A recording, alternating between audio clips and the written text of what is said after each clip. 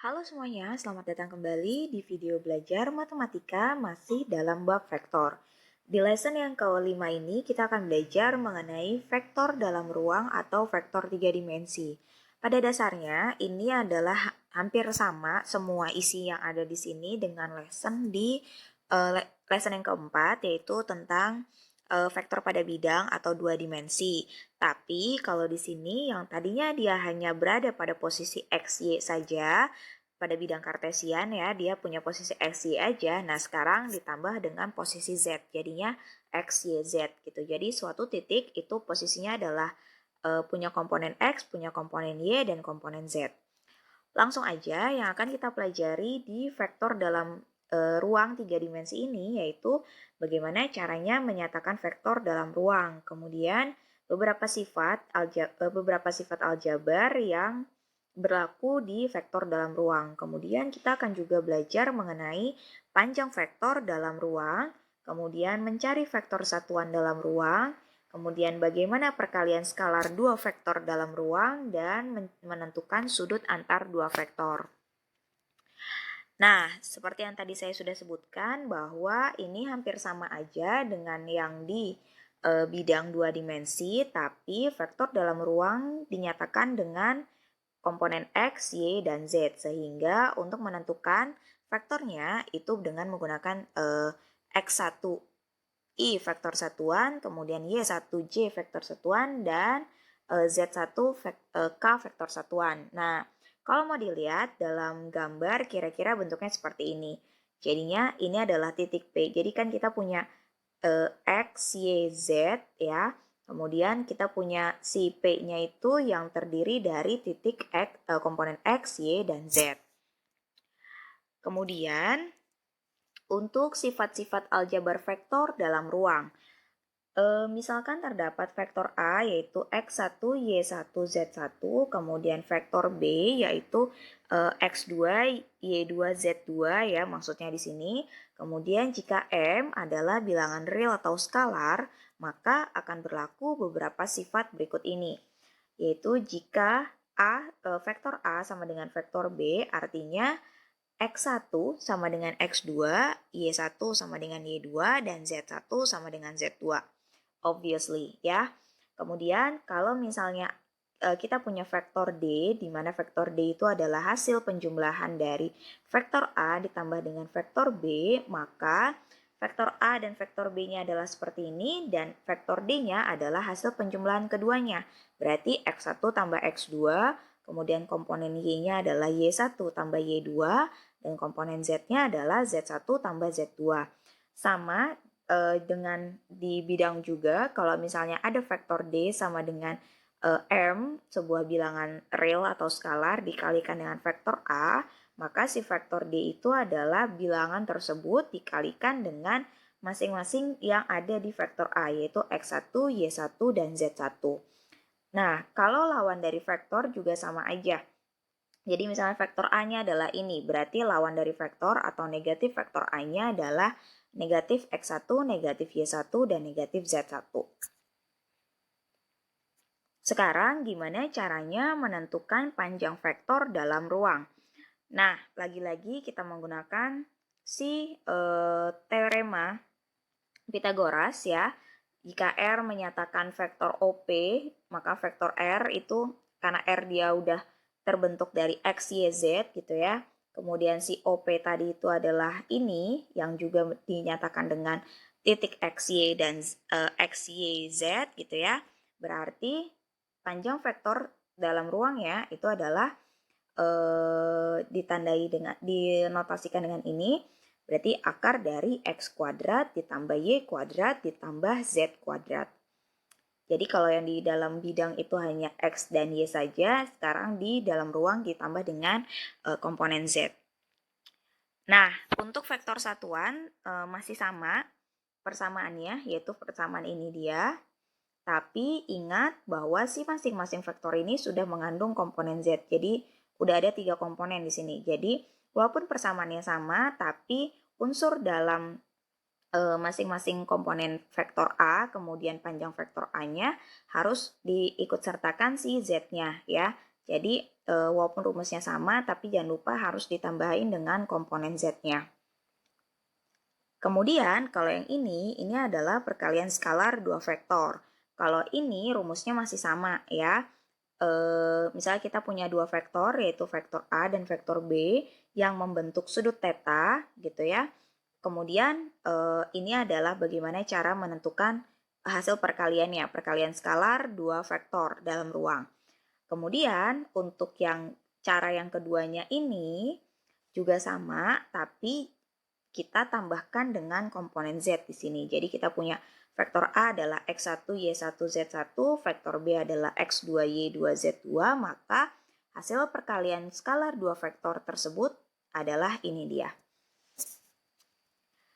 Oke, yang terakhir kita akan belajar tentang sudut antara dua vektor. Jadi, kita ambil bagaimana cara menentukan sudut antara dua vektor itu dengan menggunakan persamaan yang ini.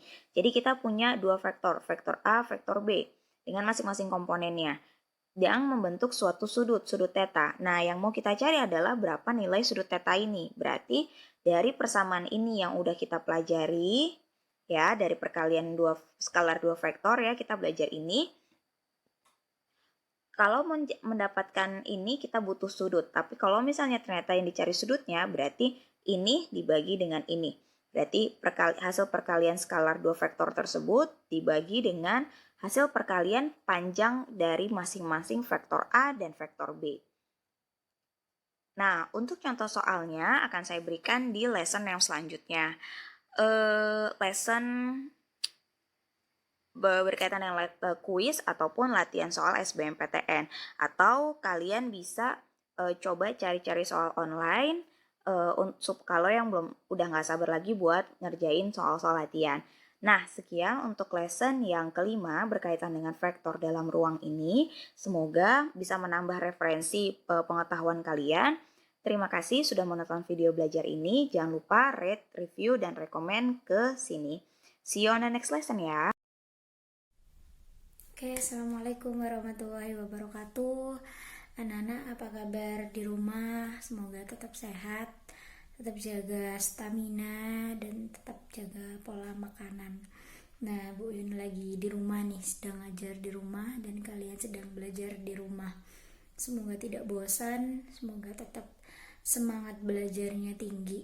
Nah, untuk pekan kedua kalian belajar di rumah ini, kalian cukup simak aja video pembelajaran yang tadi itu. Nah, terus kalian tulis di buku tebalnya kalian. Terus habis itu kalian sudah paham. Kalau misalnya nggak paham, kalian bisa japri Bu Yun. Nah, untuk vektor R3 sama vektor R2 itu sama.